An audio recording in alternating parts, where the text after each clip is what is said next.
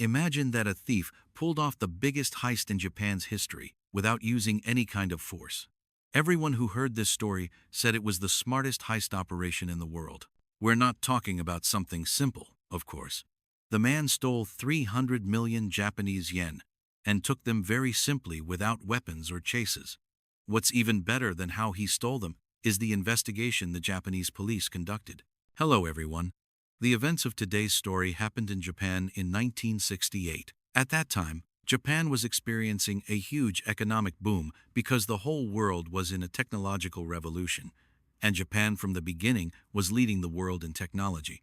This economic boom affected banks positively. A country with a lot of work will surely have a lot of money. That's why banks became an excellent target for many thieves. Indeed, there were many bank robberies, but one of them was the biggest and smartest. The story started as follows. There was a bank called Nihon Trust Bank. The manager of this bank received a letter in his home mailbox. The letter was from an unknown person, but when he opened it, he was shocked that it contained a threat from someone that if he didn't bring him 300 million yen to a specific location, he would blow up the bank. Of course, when the manager read the letter, he lost his mind and got scared.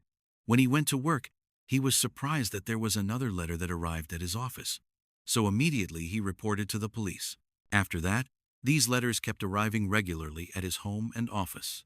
The police, of course, put surveillance on the bank and the manager's house because they were afraid this unknown person would actually carry out his threat.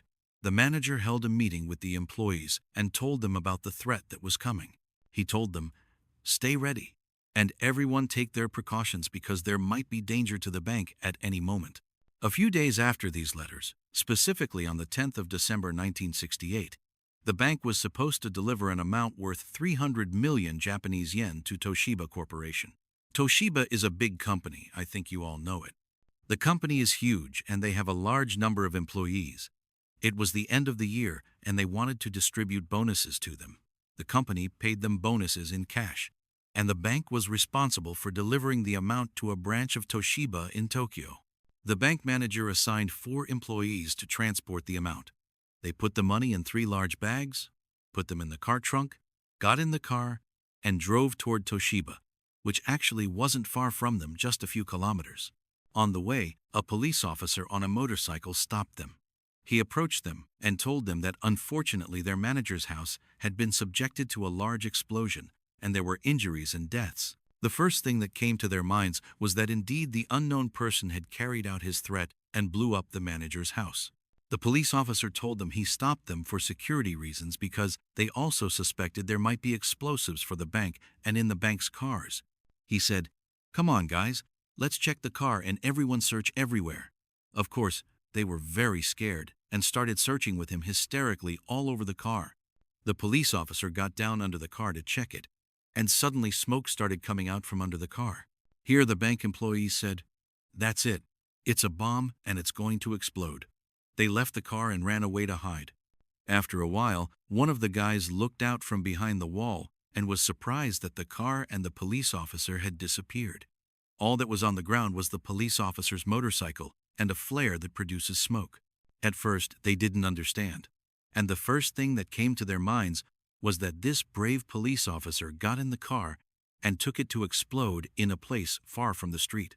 They called the bank to tell them, and the bank manager answered them.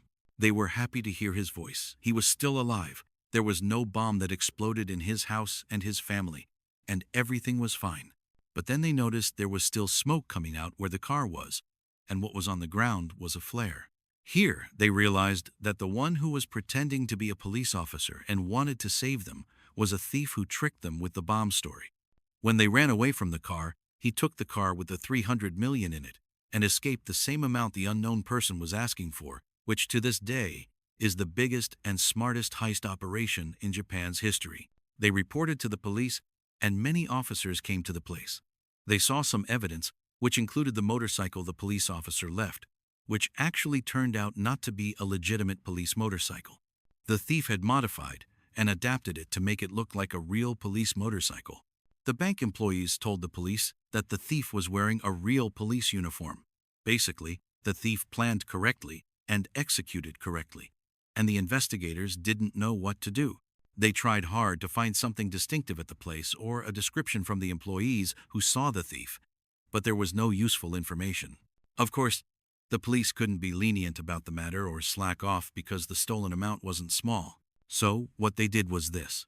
They deployed more than 10,000 officers throughout the city, set up checkpoints on every main street in Tokyo, and circulated descriptions of the car. It didn't take them long to find the car in a cemetery not too far from the place where the theft occurred. The problem was, they found tire tracks of another car at the place where they found the bank's car. So they knew the thief was smarter than them, and it was too late for the checkpoint matter, because the thief changed cars and surely passed with the money a long time ago. They gave new orders, stopped the inspection operations and checkpoints they had set up because they were useless. During this time, the theft story was on the front page of all the country's newspapers. People were amazed at the stolen amount, 300 million. There were many people impressed by the thief's intelligence, how he stole from them like this without hurting anyone. Although the police had the motorcycle the thief did the operation with, they couldn't determine any information that would help them. They tried in every way to know how he fixed and modified the motorcycle, or even where he got the parts to make it look like a police motorcycle like this, where he painted the motorcycle, or the traffic light he had with him, or the clothes he was wearing. They didn't leave a single shop or tailor, but there was no result. Everything used in the operation, it's not clear where the thief got it from. Now, the part that will shock you in the whole story. Based on the description of the bank employees who saw the thief, the police drew him and printed 750,000 pictures and distributed them all over Japan. Imagine that there were 110,000 suspects, and the number of officers participating in the investigation was more than 170,000 officers, and the cost of the investigation was 900 million, 3 times the stolen amount. Now, many of you will ask, why did the government decide to spend this amount to search for a much smaller amount? The answer is that they wanted to prove their presence and show everyone that there's a strong security system so that no one would think in the future of doing another theft like this. The important thing in all the investigation they did was that among all the suspects whose number, as I told you, was 110,000, the focus was on only 3. The first was the bank manager.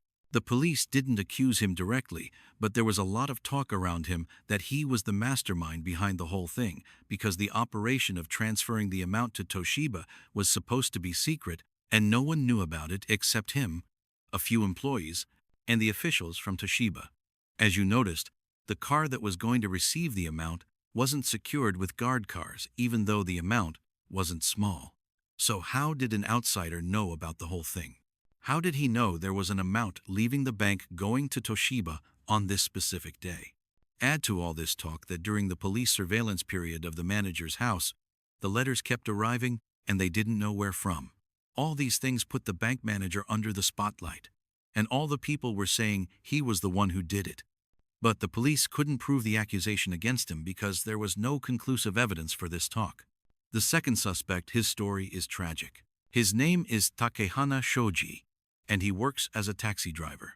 The reason they accused him was that he lived in a place near the bank, and there was a resemblance between him and the drawing the police made. The police said he had driving skills being a taxi driver, but the police found no evidence against him and didn't arrest him. But the problem was that during the investigation, it was leaked to the media that this person was among the suspected people. Many journalists wrote articles about him, published his picture and name, and claimed he was the thief without there being any evidence against him. All they relied on was the resemblance between him and the picture, and that he lived in a place near the bank. From how much they wrote about him, the police went and arrested him and questioned him to satisfy public opinion. During the investigation, they actually discovered he had an excuse proving his absence from the crime scene, and that it was impossible for him to be the one. So they released him. But unfortunately, the man's reputation was destroyed. All of Japan was following the case, and all the people saw his picture in the newspapers. They even fired him from his job, and all his friends and family abandoned him, even though he actually turned out to be innocent. The man became depressed and committed suicide. The third suspect was the strongest among all the suspects, a 19-year-old young man named Sato Yoshihara. The young man was a member of a local gang, and at the same time, his father was a police officer. The young man had a record and was apparently in prison, caught for car theft. As you know, the thief changed more than one car during the operation. This young man was also known to love motorcycles and had high skills. At the same time, his features resembled the features of the picture the police drew, and he didn't have an excuse proving he wasn't present at the place where the theft occurred. More important than all this talk was that his father was a police officer and had a motorcycle, meaning it was easy for him to know the motorcycle details and imitate it. With all these details, the police didn't have a reason to remove suspicion from him. But the problem was that a few hours before his arrest, they received news that this young man drank poison and died. Here the police said he was indeed the one because apparently when he knew the police suspected him and they wanted to arrest him, he decided to end his life. But the problem also was that they didn't find any money at his house or evidence confirming he was the thief. There was also another possibility the police thought of that his father was the one who killed him so he wouldn't bring him shame because he's a police officer. Or that the gang he was involved with were all participants in the operation, and when they saw the police suspected him, they decided to get rid of him so he wouldn't bring them a headache.